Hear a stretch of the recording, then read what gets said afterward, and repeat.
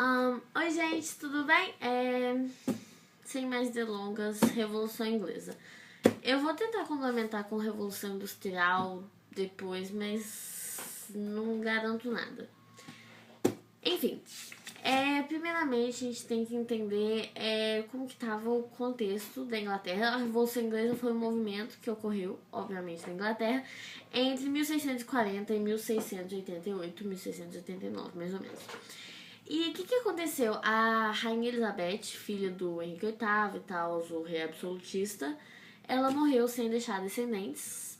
E aí quem entrou no poder foi o Jaime I e depois entrou um sujeito chamado Carlos I. Esse cara, ele é muito importante. Ele... Tipo assim, a Revolução Inglesa estourou por causa dele, por causa da situação que tava, os conflitos. Porque o que tava acontecendo? O principal problema era o conflito que esse cara, o Carlos I, ele tinha com o parlamento. Lembrando que a Inglaterra era uma monarquia meio que parlamentarista, mas não do jeito que é hoje. O rei, ele tecnicamente, ele deveria consultar o parlamento antes de aprovar qualquer lei, e não era isso que acontecia. O Carlos I, ele diversas vezes fechou o parlamento, ou então ele simplesmente aprovava leis, principalmente leis que se referiam a impostos. Ele cobrava muitos impostos e ele simplesmente mandava os impostos e não consultava o parlamento. E nessa época ocorreu uma coisa que deixou a população muito satisfeita, que foram os cercamentos. Cercamentos tipo assim, tinham diversas áreas comuns, simplesmente chamadas de áreas comuns, na Inglaterra, que eram áreas que não tinham dono. Então, tipo assim, todo mundo usava. Usavam pra plantar, usavam pra criar gado, ovelhas, que são muito importantes mais pra frente. E simplesmente pra viver. As pessoas utilizavam elas. E os cercamentos foi quando o rei houve a privatização dessas áreas comuns. Então eles falaram, essa área não é mais de todo mundo, ela pertence a alguém. E mandou todo mundo embora. E aí o que aconteceu? Houve êxodo rural. Tipo assim, os camponeses foram para cidades, eles perderam... Tipo assim, eles perderam plantações, eles perderam forma de viver, muitas vezes eles não conseguiam se sustentar, então eles acabaram tendo que trabalhar, tipo, assalariadamente para os donos das terras. Aumentou os latifúndios, que são muitas terras nas mãos de poucas pessoas.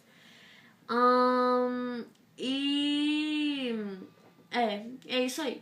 E isso não deixou a população muito feliz, não. E a sociedade, naquela época, ela era composta pelo rei, obviamente, no topo.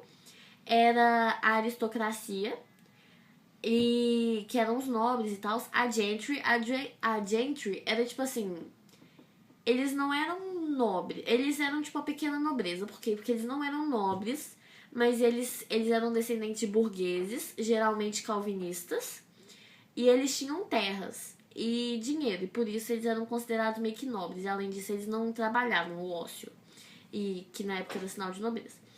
E eles usavam as terras deles para o comércio. E depois do gentry tinha a burguesia, os yeomen, que simplesmente não convém, os trabalhadores urbanos, rurais, obviamente a maior parte da população na parte de baixo da pirâmide. E nessa época, o Carlos I, ele simplesmente pedia muitos impostos, a população estava insatisfeita com essa situação e tudo mais. E aí, o rei, ele, diante disso tudo, desse conflito dele, principalmente com o parlamento, o rei ele foi pressionado a assinar um contrato, uma petição, que chamava Petição de Direitos do Parlamento, em que ele exigia, entre outras coisas, que o parlamento de fato aprovasse o que ele propôs para virar lei. Mas ele não respeitou e eles estavam com um grande atrito entre os dois. E a crise reacendeu depois porque em 1640, que foi o ano que iniciou a Revolução, o rei, ele tinha dissolvido o parlamento, ele juntou o parlamento de novo, para conseguir o apoio do parlamento para pedir para colocarem novos impostos. E o parlamento não aceitou. E diante disso, ele... E aí o rei dissolveu o parlamento, de novo. E o parlamento tinha ficado aberto por menos de um mês. Então esse período foi chamado de parlamento curto. O short parliament. E aí, a outra situação de conflito era a política religiosa do Carlos I. Porque a religião oficial era a igreja anglicana, que o Henrique VIII criou e tudo mais. E a gentry era presbiteriana, que são, tipo, reformistas, são... Tipo assim... É tipo uma espécie de protestante. Os puritanos, a gentry, também uma parte dela, a burguesia, os trabalhadores eram em geral puritanos. E o Carlos I, ele era casado com uma espanhola católica. E essa situação trazia muito conflito porque estipulava-se que eles não gostavam dos católicos. Então, acaba que criava uma situação de conflito por ter uma católica, tipo assim, do lado do rei. E o rei Carlos I também, ele apoiou, durante um certo momento, ele apoiou um arcebispo que era defensor fanático do direito divino dos reis. Que era aquilo que falava que o rei era era colocado no trono por Deus, e não se deve questionar o rei, etc. E isso tudo, os puritanos, os calvinistas ingleses, a maior parte ligada à burguesia, à gentry, aos yeomentries e tal, eles estavam... atingiu eles e eles estavam descontentes com essa situação. E alguns líderes da Revolução Inglesa eram inclusive desse grupo dos puritanos, principalmente o principal líder, que é o Oliver Cromwell. E o parlamento, ele voltou a se reunir em 1640 e foi chamado de Parlamento Longo, porque dessa vez ele ficou aberto por um bocado de tempo. E funcionou até 1653, 13 anos.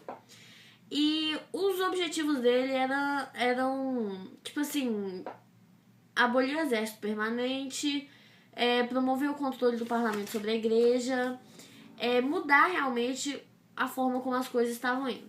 Mas a Inglaterra estava muito dividida. Por quê? Porque a alta nobreza e o alto clero, eles estavam do lado do rei, porque eles eram os mais beneficiados com a forma como as coisas estavam rolando lá na Inglaterra. E ao mesmo tempo, os mercadores ricos, muitos mercadores ricos também estavam a favor do rei, mas a pequena e média nobreza, a burguesia rural, a galera das cidades, o povo urbano, eles exigiam, através da Câmara dos Comuns, do parlamento, reformas profundas no sistema político que estava vigente lá na Inglaterra. Mas, com todos esses conflitos pendentes, o estopim mesmo da Revolução veio lá da Irlanda. Por quê? Porque a Irlanda, ela estava dominada pela coroa inglesa e ela se revoltou, aproveitando esse momento de conflito e tal, de instabilidade na Inglaterra, de crise política. E o parlamento, ele se recusou a dar um exército para o Carlos I, que é o rei. Porque dar um exército grande e poderoso para ele significaria mais impostos e dar mais poder para um soberano que eles consideravam um tirano. E aí os líderes da Câmara dos Comuns pediram pro povo lá para apoiar o parlamento nessa insubordinação ao rei. E nisso os dois lados se armaram e teve início a Guerra Civil, que meio que foi considerado como o fim do absolutismo inglês. Foi o fim do absolutismo inglês e a instalação do regime político, que é a monarquia parlamentar, que a Inglaterra tem até hoje. E aí que inicia a Revolução mesmo. E o Carlos I, ele tava... o exército dele, o exército da monarquia do rei, era conhecido como os cavaleiros ou realistas. E eles estavam mais preparados para o confronto do que o exército do parlamento, que inicialmente foi conhecido como os cabeças redondas por causa do corte de cabelo puritano que eles usavam. E, tipo assim, o exército inglês, do rei, ele começou vencendo todos os conflitos porque ele era mais bem preparado para isso, eles tinham mais treinamento. E depois disso foi instaurado um outro exército pro parlamento combater o rei, que ficou conhecido como New Model Army, o exército de novo tipo, o novo modelo de exército, que eram pessoas que eles realmente eram treinados de fato, porque o exército antigo do parlamento eram simplesmente camponeses que decidiram lutar. E eles se saíram melhor porque a ascensão, tipo assim, na hierarquia do exército era por merecimento e não por nascimento, porque antes se uma pessoa era nobre, ela tinha vantagens no exército, mas no New Model Army, a ascensão era por causa realmente do indivíduo, de como ele era, de se ele merecia realmente e tal. E aí o parlamento venceu, as tropas do parlamento venceram. E tal. E aí, depois disso tudo, acabou que ficou uma situação meio conflitante, porque o rei, ele fugiu pra Escócia e mandou a família lá pra França. Só que a Escócia depois, ela entregou o rei pra eles e eles ficaram meio na dúvida do que eles iam fazer com o rei. E houve uma espécie de radicalização no processo revolucionário, porque surgiram dois líderes, dois grupos, quer dizer, os levelers, os niveladores, e os diggers. Os levelers, eles eram artesãos e soldados que eles queriam liberdade de consciência religiosa e mais participação política. E eles ficaram conhecidos como niveladores porque eles queriam o nivelamento e a igualdade de direitos políticos entre os ingleses, independente de terem nascido nobres ou trabalhadores ou da fortuna que cada um tinha. E os escavadores, os diggers, eles estavam meio rural porque eles eram camponeses, agrícolas, pobres, que lutavam pela igualdade social e invadiam terras comuns para cultivá-las. Eles eram mais radicais. E o rei, ele estava prisioneiro e ele tentou virar o jogo. Ele meio que reatou as suas relações com a nobreza escocesa e tramou uma invasão para a Inglaterra para ele voltar pro trono. E isso foi o que causou, o que bastou para o rei ser acusado de alta traição e condenado à morte pelo parlamento. E, tipo assim, a morte do rei é uma coisa muito maior do que realmente parece, porque nessa época as pessoas estavam muito divididas, porque ainda que eles fossem a favor de uma sociedade diferente, ainda que eles não gostassem da forma como o rei governava, as pessoas ainda tinham um pouco daquele sentimento de realmente que do direito divino dos reis, que os reis foram colocados por Deus, de que o rei era uma espécie de figura sagrada. Então, a decapitação do Carlos I foi, assim, um momento bastante marcante para a Revolução. E aí, depois, eu não sei se vocês lembram do Cromwell, que eu falei que foi um dos líderes da Revolução. Depois que o rei morreu, o Cromwell, ele assumiu o poder na república que foi instaurada na Inglaterra. Eles colocaram uma república lá e o Cromwell assumiu o poder. Só que o Cromwell, ele acabou subindo o poder na cabeça dele e ele deteve os radicais, os levelers, os diggers, e ele retomou o controle da Irlanda, submeteu a Escócia, mudou o exército e criou um conselho de governo basicamente composto de militares. Tipo assim, tinha o parlamento, ele meio que mandou todas as pessoas que eram contra ele embora do parlamento e colocou amiguinhos dele lá. Então, meio que manipulando a situação lá. ele se deu o título de Lorde Protetor da Grã-Bretanha. Ele meio que foi rei sem ser rei. Tipo assim, ele foi... não foi muito legal isso. E ele, ainda outra coisa que ele fez foi intensificar os cercamentos. E aí, e uma coisa que a gente tem que falar pra ser justo, pra sermos justos, durante o governo do Cromwell, a Inglaterra cresceu economicamente.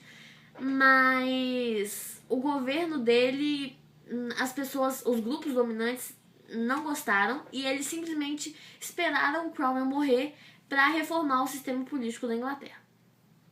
E quando ele morreu, o filho dele, que chamava Richard, mas isso não importa, ele subiu ao poder porque o título que ele se deu, que o Cromwell se deu, era hereditário. Então, mas o filho dele renunciou ao poder, que ele era meio mongoloide aí. E aí, depois, o exército tomou a iniciativa de restaurar o parlamento e a monarquia e colocou no poder o filho do Carlos I, que foi decapitado. Que chamava Carlos II. Muito criativos, esses monarcas. Mas a Inglaterra não estava mais no mesmo espírito e tal. E aí iniciou-se um processo muito importante chamado Revolução Gloriosa, que até hoje é comemorado na Inglaterra. Porque o Carlos II, filho do Carlos I, tentou não cometer os mesmos erros que o pai dele cometeu. Afinal, o pai dele acabou morrendo no final. E aí, durante o governo dele, ele meio que organizou o parlamento, fez umas coisas que foram até boas. Mas o pior, o que mais estava insatisfazendo as pessoas era a política religiosa dele. Porque ele, oficialmente falando, ele era protestante, afinal era a religião oficial da Inglaterra. Mas ele sempre foi meio inclinado ao catolicismo, sem admitir. E ele aprovou diversas leis que tiravam qualquer restrição aos cultos católicos e no leito de morte dele que ele finalmente se admitiu católico. Tipo assim, ele era católico, mas não falava pra ninguém, porque isso ia causar um conflito muito grande. E aí, o Carlos II, esse aí, morreu e não deixou filhos. Então, quem entrou no poder foi o irmão dele, o Jaime II. E ele deu continuidade a essa política lá de gostamos do catolicismo. E mesmo quando a Inglaterra não tolerava essas ações meio absolutistas. E a questão religiosa foi o que mais motivou as pessoas a mudar realmente a situação como as coisas estavam. E aí o que aconteceu? Os adversários do rei no parlamento, lembrando que o rei, o Jaime II, eles se convenceram de que tinha que mudar alguma coisa e pra mudar tinha que começar tirando a dinastia Stuart do poder, tirando o Jaime do poder. Então o que eles fizeram? Eles conspiraram com um homem chamado Guilherme de Orange, que era genro do Jaime II, casado com a filha dele, para que ele assumisse o trono da Inglaterra. Com poderes limitados, essa parte é muito importante. Eles não iam colocar o cara no poder e deixar ele lá do jeito que estava antes. Ele teria que aceitar algumas exigências. Então, o que aconteceu? O exército chegou lá e depôs o Jaime II. E, tipo assim, simples assim, porque não teve conflito. O Jaime II não chamou exército, não combateu nem nada. E por isso, por causa dessa ausência de conflito, porque não houve derramamento de sangue, como todo mundo conhece, essa revolução, e além disso, não só porque não houve conflito, mas porque quem deu o nome para esse movimento foram as pessoas que planejaram o movimento. Então eles queriam exaltar essa revolução e por isso eles chamaram ela de Revolução Gloriosa. E ela acontecia em 1688. E aí, tá, colocaram ele no poder. Só que o Guilherme, ele governou, mas ele reinou, mas ele não governou. Tipo assim, ele foi um rei mais ou menos como a monarquia é hoje. Por quê? Porque uma das condições para ele subir ao trono foi que ele aceitasse, que ele assinasse um contrato, meio que um contrato, chamado Declaração de Direitos, a Bill of Rights. É importantíssimo esse nome, a Declaração de Direitos. Que, resumidamente, transferia o poder de governar pro parlamento. Então, e aí, depois disso, e essa revolução ela foi a base do sistema parlamentarista inglês que tem até hoje. E depois, nesse novo regime, o governo passou a ser exercido pelo partido vencedor, o primeiro-ministro, que era decidido por eleições e tudo mais. O que é até hoje, o que acontece até hoje. E a importância da Declaração de Direitos foi que ela meio que tirou as barreiras que tinham na Inglaterra e permitiu que o país realmente se tornasse um país capitalista. Tipo assim, permitiu o avanço do capitalismo. E outra coisa boa que favoreceu isso foi porque antes, na época do Cromwell, uma coisa que eu esqueci de falar, falha minha, foi que durante o governo do Cromwell ele instituiu uma coisa chamada Atos de Navegação, que era uma espécie de contrato que dizia que somente os navios ingleses poderiam levar produtos estrangeiros para a Inglaterra, ou então só os navios do próprio país poderiam levar os produtos para a Inglaterra. O que isso fazia? Isso excluía as pessoas que estavam entre isso, as pessoas que compravam um produto e depois revendiam para a Inglaterra. E isso foi principalmente feito para sabotar os interesses holandeses, que eram os principais revendedores de coisas para a Inglaterra. E além disso, até mesmo durante a Revolução começaram a expandir as ideias liberalistas, principalmente as do John Locke, que foi um filósofo lá.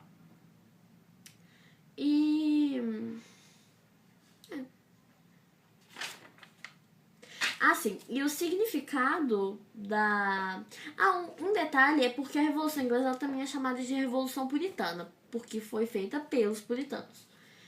E outra coisa que motivou a Revolução foi que a burguesia, a gentry, eles queriam maior participação política. E o significado da Revolução, o significado político da Revolução, foi a submissão da monarquia ao parlamento. O significado econômico foi que tiraram os obstáculos para o desenvolvimento do capitalismo na Inglaterra. O significado social foi que permitiu a ascensão da gentry e da burguesia. E outro significado da revolução foi o impulsionamento das ideias liberalistas. E é isso.